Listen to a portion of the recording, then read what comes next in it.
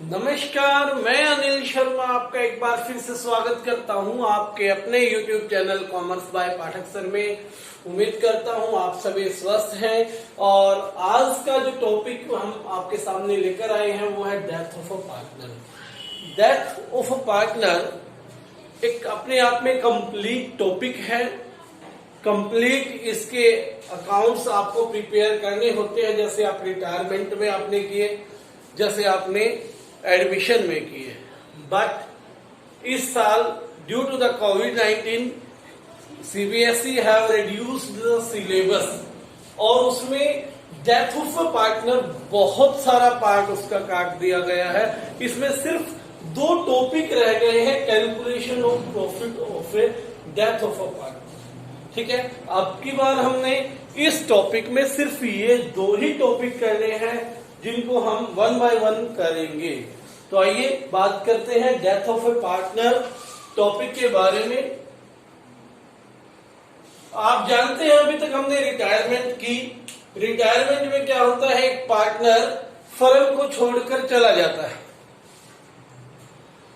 Death में भी same होता है, पार्टनर फर्म को छोड़ के जाता है।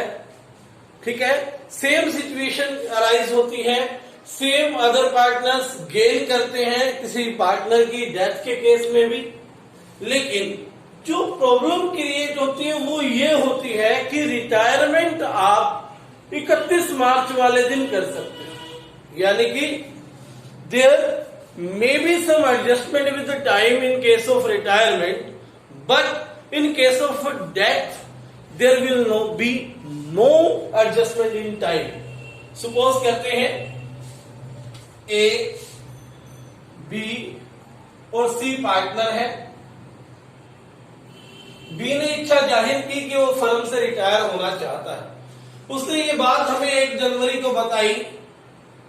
हम बी को कन्विंस कर सकते हैं कि वो पार्टनरशिप में हिस्सेदार बना रहे 31 मार्च तक, ताकि जो अकाउंट्स है वो अच्छे से क्लोज हो जाए और उसका प्रॉपर शेयर हम दे सकें। रिटायरमेंट में ये पॉसिबल है एडजस्टमेंट की 1 जनवरी से 31 मार्च तक आप रिटायरमेंट को लेके जा सकते हैं। But in case of a death, यदि डेथ हो, डेथ का टाइम अनिश्चित है, वो जबानी होती है, आती ही है ना। तो इसलिए यहां पर हमें प्रॉब्लम होती है प्रॉफिट्स के शेयर्स को लेकर। अब सपोज करते हैं कि बी की डेथ हुई, B died on 17 April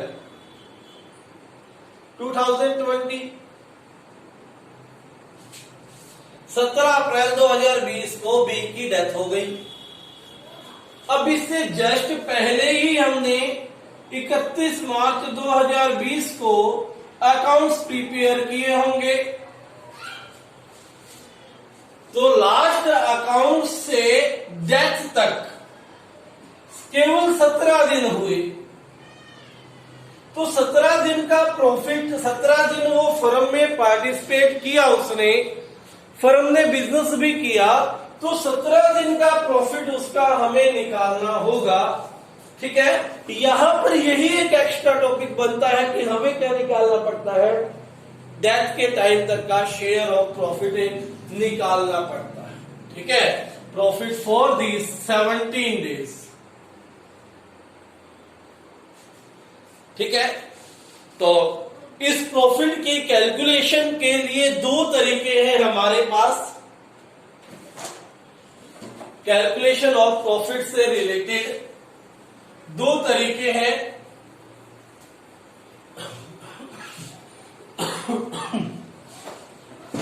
sorry, calculation of profit to deceased partner, जिसकी डेथ हो गई उसे बोलेंगे डिसीज्ड पार्टनर, के 2 तरीके हैं, on the basis of profit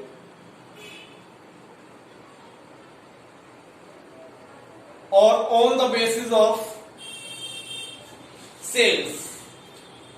या टर्नओवर। दूसरा मेथड है on the basis of sales. आज की इस वीडियो में हम on the basis of profit calculate करेंगे या on the basis of time calculate करेंगे। देखो किस तरह से होती है इसकी एडजस्टमेंट। एक एग्जांपल लेते हैं। ए, बी, सी पार्टनर्स हैं 3:2:1 में। डी डाइड, बी की मृत्यु हुई ऑन 1 जुलाई 2020, 1 जुलाई 2020 को। ठीक है। लास्ट ईयर जो प्रॉफिट था 2020 31 मार्च को, वो हमने बैलेंस शीट बनाकर निकाल लिया था। उसके बाद अप्रैल, मई, जून 3 महीने वो रहा और जुलाई में उसकी क्या हो गई, डेथ हो गई 1 जुलाई को। अब अप्रैल, मई, जून 3 महीने जो बिजनेस किया फर्म ने, उस बिजनेस में जो प्रॉफिट हुआ बी का उसमें शेयर देना है। लेकिन प्रॉब्लम ये है कि 1 जुलाई को तो अकाउंट्स नहीं बनेंगे। 1 जुलाई को तो trading and profit and loss account नहीं बनाए जा सकते, वो तो हर साल 31 मार्च को ही बनते हैं। तो अब यहां पर उसको प्रॉफिट किस आधार पर दिया जाए। ठीक है।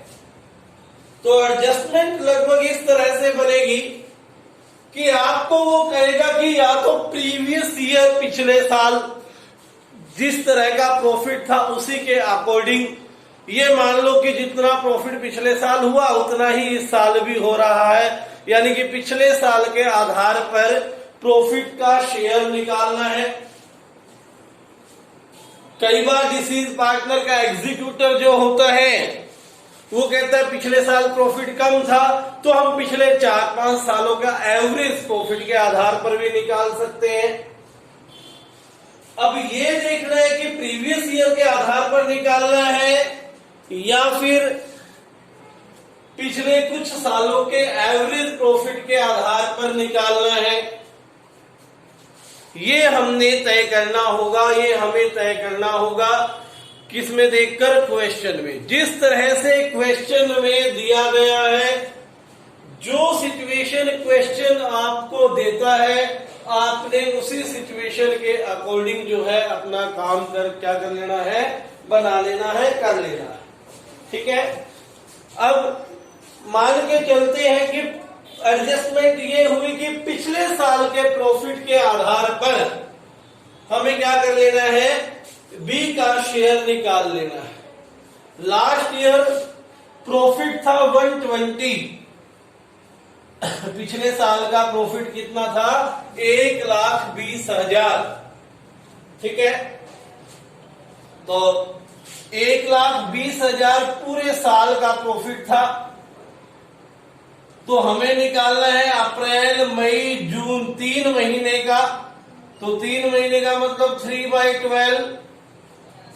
अगर 12 जुलाई होता तो फिर दिन निकालते। अगर महीने के किसी बीच में मान लो 12 जुलाई को, 17 जुलाई को, 18 जुलाई को कुछ इस तरह से डेट दी गई हो, तो फिर आपको डेज निकालने हैं और डेज बाय 365 कर लेना है। अभी सीधा सीधा आपको 1 जुलाई को दिया गया है तो 3 महीने की निकालेंगे। कितना आ गया, 10,000 गुना 3, 30,000 आया 3 महीने का प्रॉफिट। ठीक है। साल का प्रॉफिट था 1,20, 3 महीने का प्रॉफिट आया आपका 30,000। लेकिन 30,000 प्रॉफिट आया फर्म का, 30,000 में बी का हिस्सा निकालना है हमने, बी का हिस्सा क्या है 2/6, 6 पंजे 30, 5,000 गुना 2, 10,000 रुपए बी का हिस्सा आ गया, जो कि बी को मिलना चाहिए। एंट्री शुड बी, क्या एंट्री होनी चाहिए, profit and loss suspense account debit to B's capital account 10,000 10,000। ठीक है। If new ratio does not change, if new ratio does not change, यानी कि 2 ये रिटायर हो गया, 3 क्या है न्यू रेशो है।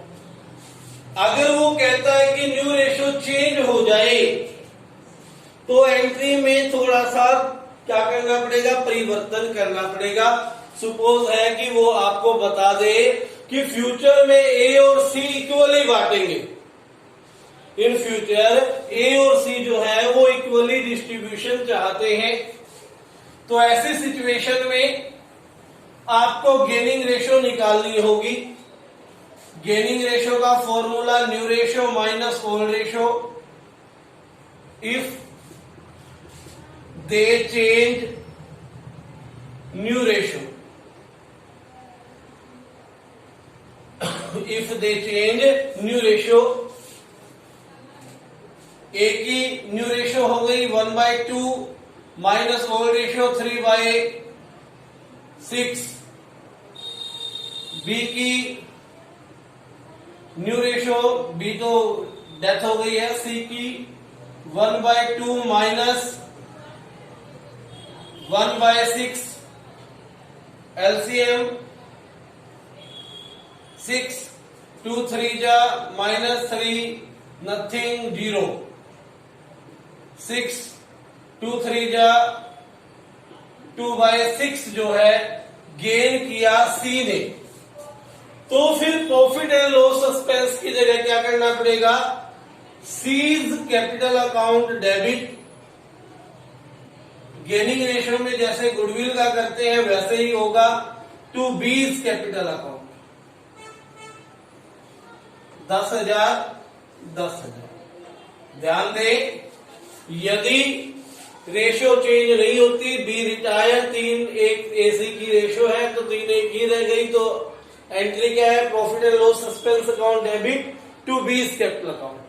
यदि रेशियो चेंज होती है तो गेनिंग रेशियो निकालेंगे और गेनिंग रेशियो में क्या करेंगे, एडजस्ट करेंगे इस प्रॉफिट को।